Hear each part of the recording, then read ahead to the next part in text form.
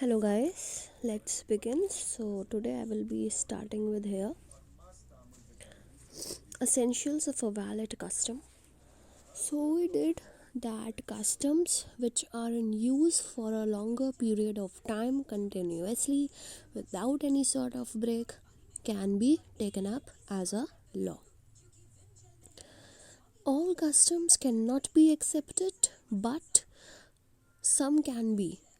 Not all customs can be recognized and enforced by courts. Jurists and courts have laid down some essential tests for customs to be recognized as valid sources of law. So, for a custom to be classified as a law, there are certain parameters that it has to fulfill. So, certain tests that should be fulfilled by a custom, then only it could be classified as a law. First is antiquity. In order to be legally valid, should have been in existence for a long time, even beyond human memory. As we say, since time immemorial, Saptapadi Gamanam, if I talk about the Hindu marriages, so this has now been written in an act. An act is a statute, that is law. In England, year 1189, that is reign of Richard I, King of England, has been fixed for determination of validity of customs. However, in India, there is no such time limit for deciding antiquity of customs. Only condition is that those should have been in practice since time immemorial. So in England, there is a timeline fixed, that reign of Richard I, वहाँ उस time के custom है, उसके बाद के जितने भी custom हैं, they are considered to be considerable old customs, and that can be taken up as a law. That can be known as a valid custom to become a law, but in India there is no such fixed time limit. So just we say that in practice without any break since time memorial. Continuous. So as we say, without any break, so it has to be in continuous practice, must have been enjoyed without any kind of interruption. Long intervals, disrupted practice of a custom raise doubts about its validity. Exercised as a matter of right. Custom must be enjoyed openly and with knowledge of community. It should not have been practiced secretly. Openly usko practice karna chahiye in that community and beyond that community also. The whole community, it's all people should know that what customs are, what traditions or cultures are prevalent in their caste or in their community. They should practice it openly.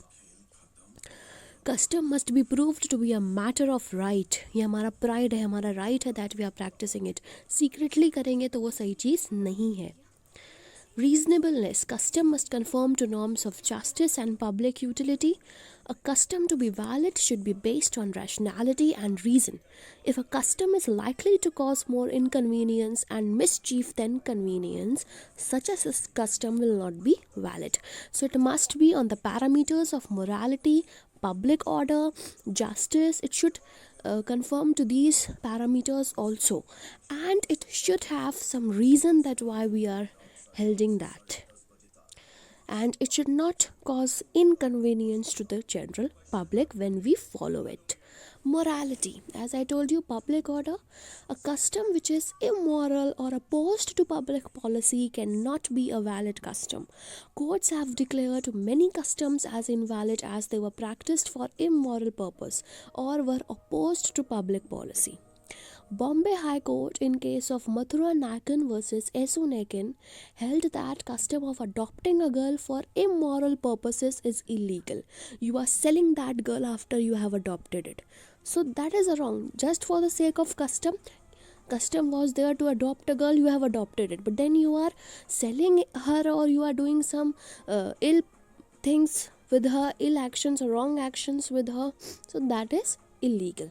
So that custom was declared invalid or opposed to public policy.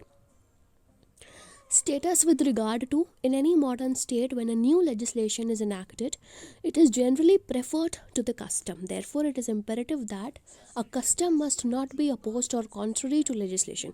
Any due established law के against custom नहीं हो. Many customs have been abrogated by laws enacted by legislative bodies in India. The customary practice of child marriage has been declared as an offence. Similarly, adoption laws have been changed.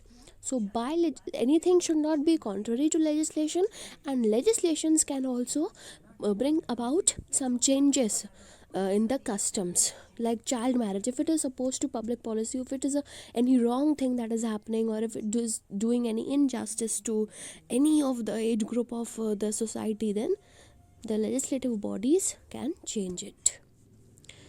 Okay, now importance of custom as a source of law in India. Custom was most important source of law in ancient India. Even British initially adopted policy of non-intervention in personal matters of Hindus and Muslims. Whatever their personal religious matters were of both these communities, British was of the mindset to not touch that, but divide and rule bhi tha. Okay. British courts, in particular the Privy Council, in cases such as Muhammad Ibrahim versus Sheikh Ibrahim, observed and underlined the importance of custom in molding law. Means in shaping the law, in framing the law. At that time, customs had a very great role to play. Even in the case of British time, that is Muhammad Ibrahim versus Sheikh Ibrahim, Britishers also realized the same fact. At the same time, it is important to note that customs were not uniform. हर जगह एक ही custom नहीं होता. As I said, as the region of our country changes, there are different religions, there are different belief of people residing, there are different language-based people residing. So as their customs, traditions and cultures also change with change in region of our India. These variances in customs were also considered a hindrance in integration of various communities of country. During our freedom struggle, there were parallel movements for social reform in the country. Her community का person अपना अलग movement चला रहा था. Uniformly एक साथ type करना, क्योंकि कस्टम्स बहुत सारे थे, तो सारे ऐसा कुछ नहीं था कि काफ़ी कस्टम्स कॉमन मिल जाए. इस वजह से एक यूनिफॉर्मिटी लाना थोड़ा मुश्किल था. फ्रीडम स्ट्रगल में हर लैंग्वेज बेस्ड या हर कम्युनिटी का पर्सन अपनी लेवल पे अपनी तरह का एक मूवमेंट चला रहा था. Social reformers raised many issues related to women and children, such as widow remarriage and child marriage. After independence and enactment of constitution, Indian Parliament took many steps and abrogated many old customary practices by some progressive legislation. क्योंकि as time passed, the mindset of the people changed. They realized that sati practice is wrong, that widow should be allowed to get married again, and child marriage should not happen, because such little child, they don't have the understanding, their brain is not that developed, and you are marrying those two small kids. So as time changed, they realized that these practices are wrong and we have to bring about a reform in such situations. So that happened by legislations when constitution was getting framed. Hindu personal laws were codified, and Hindu Marriage Act 1955 and Hindu Adoption Act 1955 were adopted. So personal laws means of that particular religion. Constitution of India provided a positive environment for these social changes. After independence, importance of custom diminished as a source of law, and judicial precedent legislation has gained a more significant place. This we have seen before also, that as time changed, now custom ki importance in molding the law has comparatively decreased if we compare it to the ancient times. And now what we give more importance to is the judicial decisions and those laws which are framed by the legislative bodies. A large part of Indian law, especially personal laws, are still governed by customs. Hindu law ho, Muslim law ho, they are still governed by those customs and traditions that are prevalent in these communities. Hindu personal laws that have been codified are as follows. These are the Hindu personal laws: Hindu Marriage Act, Hindu Succession Act. Now, one thing, yeah, Hindu Adoption Act of 1955, Hindu Succession Act of 1956, Hindu Minority Guardianship Act 1956, and Hindu Adoptions and Maintenance Act of 1956. Now, these years you may remember. Judicial precedent as a source of law. In simple words, judicial precedent refers to previously decided judgments of superior courts such as high courts and Supreme Court, which judges are bound to follow. Now you see, district level courts are generally whatever decisions they give, that are not considered as judicial precedent, because these may be seen by the high courts as a supervising concept. So high court or Supreme Court, whatever decisions they give related to certain circumstance case, like if there is a case A versus B in the year 1970, same case has occurred in C versus D in the year 2000, and the situations or merits of the case were very much similar to each other, and this decision, whatever verdict was given, say the verdict V was given in this case, so now when the same merit or circumstance case has come to a new judge, he may refer to this earlier case, and he may also give a verdict that is lot or more similar to this verdict V. It can happen, and such things are known as precedents. Earlier decided judgments को as an example treat करना for the future cases, ताकि उनको deal करने में आसानी हो, ठीक है.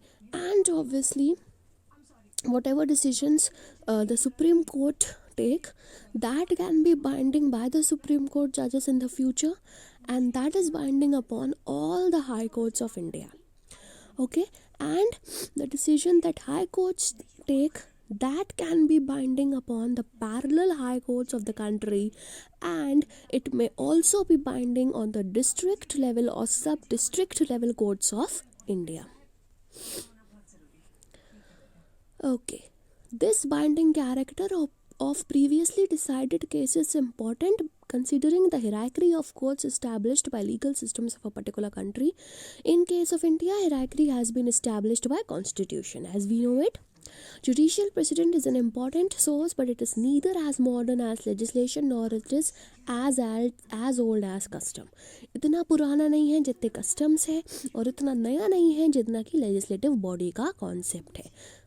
It is an important feature of English legal system and of common law which follow the English legal system. English legal system, or in England, common law is followed. Common law. In most of the developed legal systems, judiciary is considered to be an important organ of state. In modern societies, rights are generally conferred on citizens by legislation, and main function of judiciary is to adjudicate upon these rights.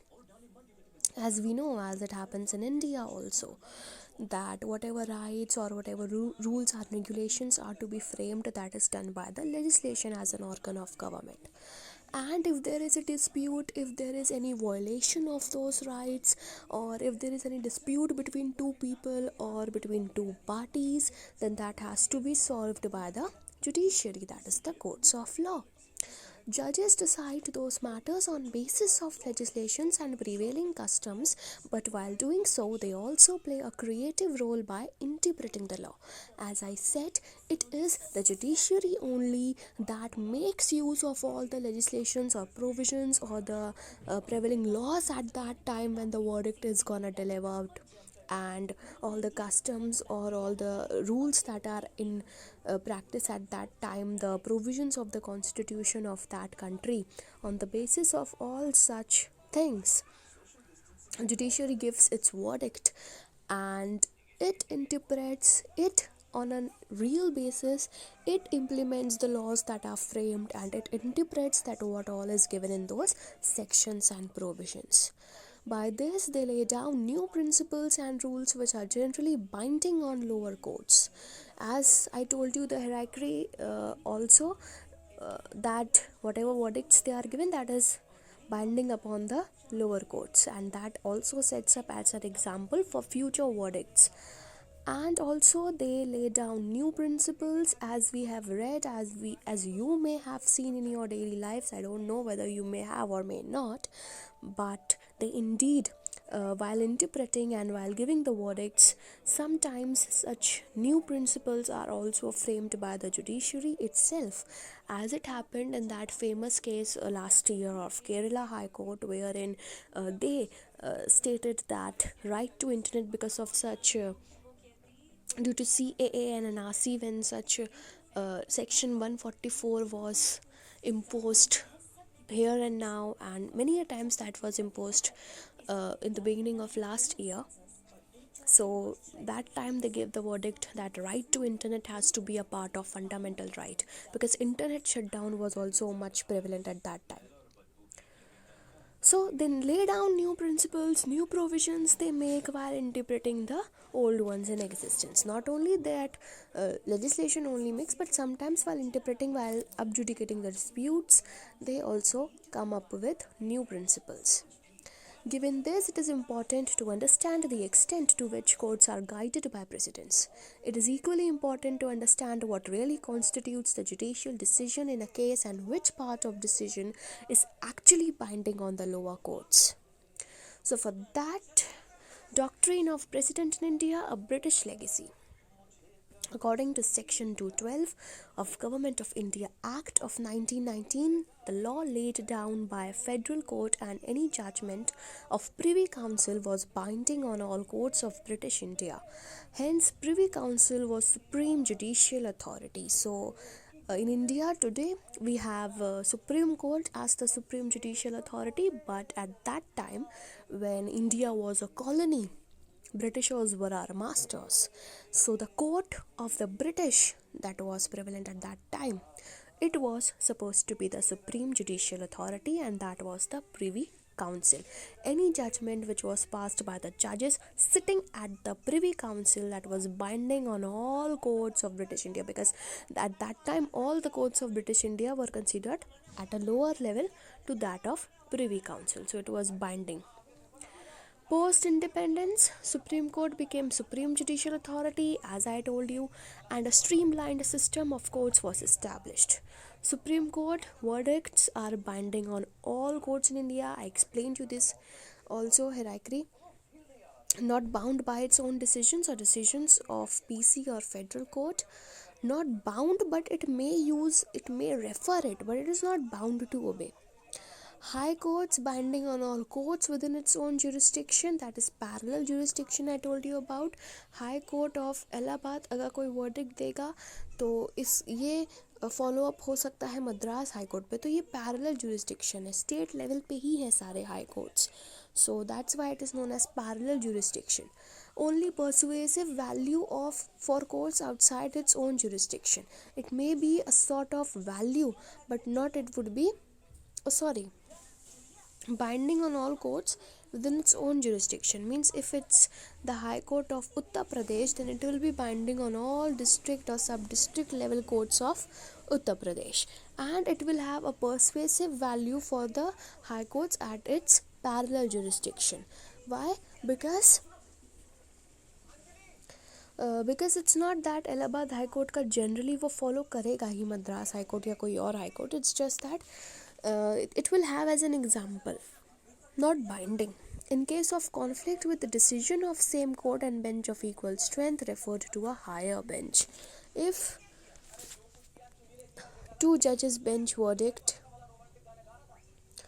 Over rule भी होते हैं ना कभी cases, आपने सुना होगा ये चीज़ over rule कर दी, अपना ही जो वर्डिक्ट दिया था उसको पलट दिया. सो अगर टू जजेस की बेंच ने वो वर्डिक्ट दिया था तो ओवर रूल करते समय दो जजेस से ज़्यादा जजेस की बेंच बैठाई जाती है. Decisions of PC's Privy Council and Federal Court are binding as long as they do not conflict with the decisions of Supreme Court. Lower courts are bound to follow decisions of higher courts in its own state and preference to high courts of other states.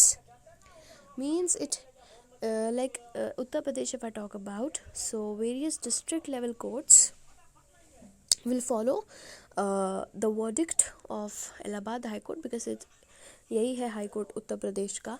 And इस Allahabad high court को ज़्यादा preference दी जाएगी. They can also follow the verdicts of other high courts of other states, but it has this Allahabad one has to give more preference. And supreme court का तो follow करना ही है. Judicial decisions can be divided into following two parts: ratio decidendi and obiter dicta. So I will be starting off with these two parts in the next video.